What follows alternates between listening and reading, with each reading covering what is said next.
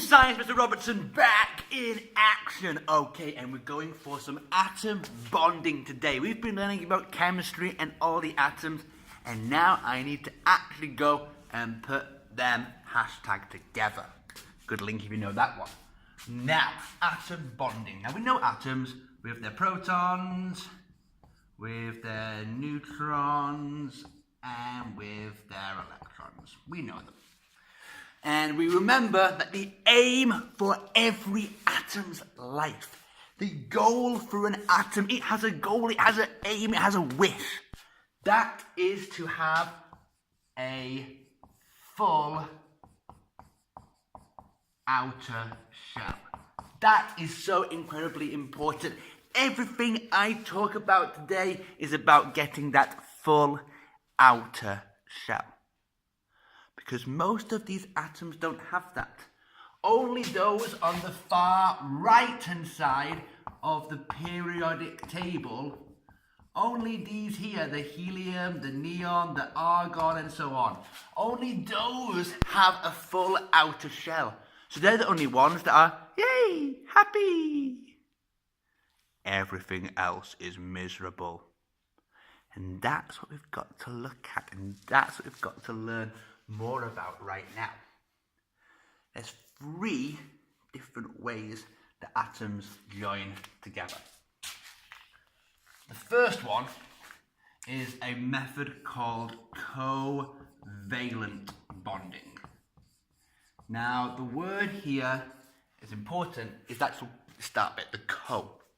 Co means we're doing something together, like cooperation.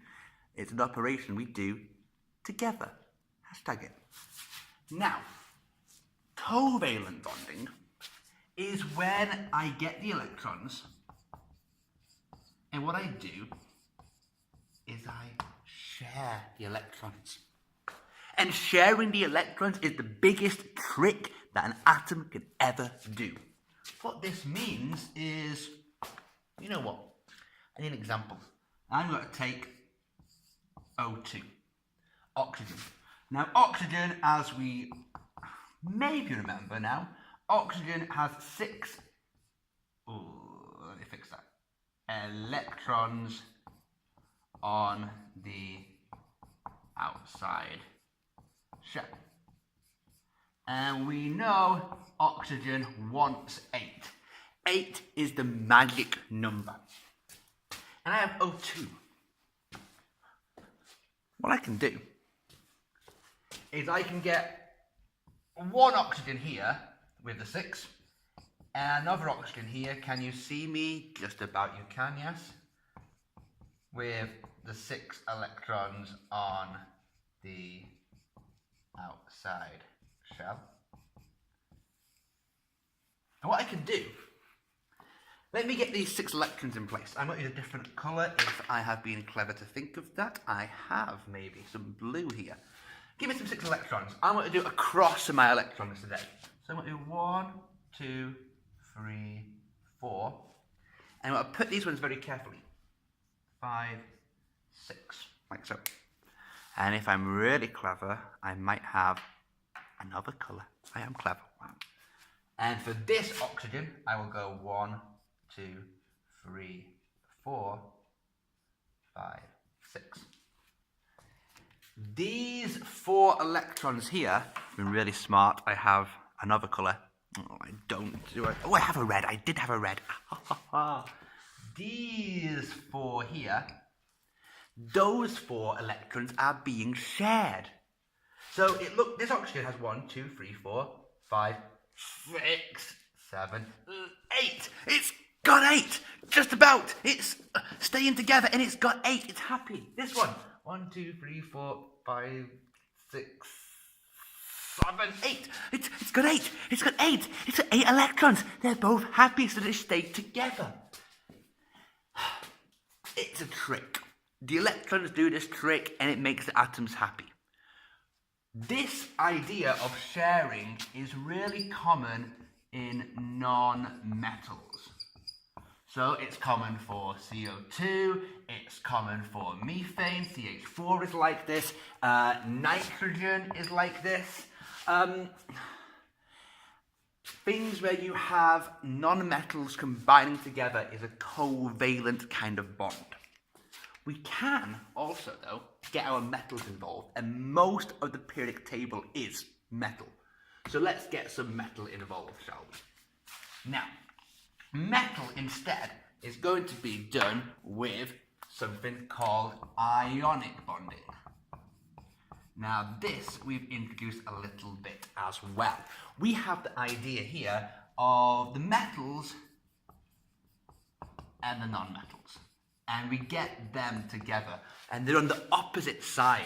The non-metals, they need more electrons, but the metals have too many electrons. Remember, the metals are over on this side of the periodic table, and the non-metals are over here. So the metals have extra electrons to throw away, and the non-metals want them. So if they get them in the right place at the right time, they'll get it on. They'll get it going together. So, the classic example of this is to talk about salt, because salt is made of sodium, Na, and chlorine, Cl. Sodium has too many electrons, and that is a problem. And then in the other side, you're going to have chlorine, which will have too few electrons. So, your difference here right now is that this electron has to go from this side all the way to this side. And when that happens, now I have my happy chlorine, and now I have my happy sodium. Those two then are combined together, and I've made my salt. This here is the process where metals pass the electrons over to the non-metals. And that's the second type of bonding that we have. The third one, and the final one, I've had non-metals to non-metals. I've had metals to non-metals. So I need to have metals to metals. And we call it quite simply metallic bonding. It is metal to metal. Now, the process here it's something that I've not really taught you about yet, and you don't really need to know this bit, but I'll tell you. You know your periodic table? It looks a bit like this here. And you've got all of this bit in the middle, and I'm saying we're not learning about that now because it's all really big atoms and it's messy.